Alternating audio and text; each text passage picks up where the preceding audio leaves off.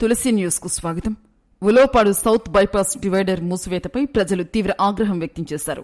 కావలి వైపు నుంచి పట్టణంలోకి వచ్చే వారికి అదనపు మార్గం తిరగాల్సి వస్తుందని, గ్రామం మధ్యగా వాహనాలు వెళ్లటం వల్ల పిల్లలు, వృద్ధులు ప్రమాదంలో పడుతూ ఉన్నారని అంటూ ఉన్నారు. ప్రజలు ఎస్ఐ ఈ నిర్ణయాన్ని తడబాటు చర్యగా ఖండిస్తూ ప్రమాదాలు తగ్గించాలంటే స్పీడ్ బ్రేకర్లు, సీసీ కెమెరాలు, కఠిన నిబంధనలు అమలే సరైన మార్గమని వారు స్పష్టం చేశారు. భద్రత పేరుతో ప్రజా సౌకర్యాలను త్యాగం చేయటం అంగీకరించాం అంటూ వాహనదారులు ఎస్ఐ నిర్ణయానికి పూర్తి వ్యతిరేకంగా నిలిచారు.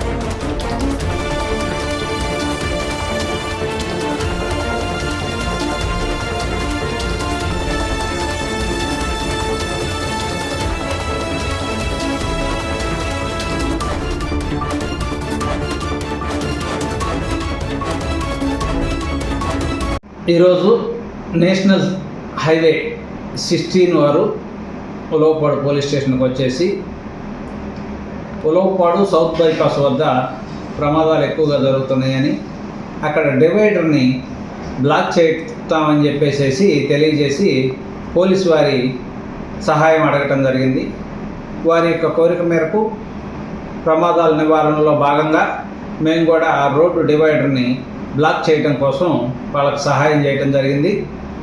వారు ఒక 2 రోజుల్లో ప్యాచ్ వర్క్ జరుగుతూ ఉంది.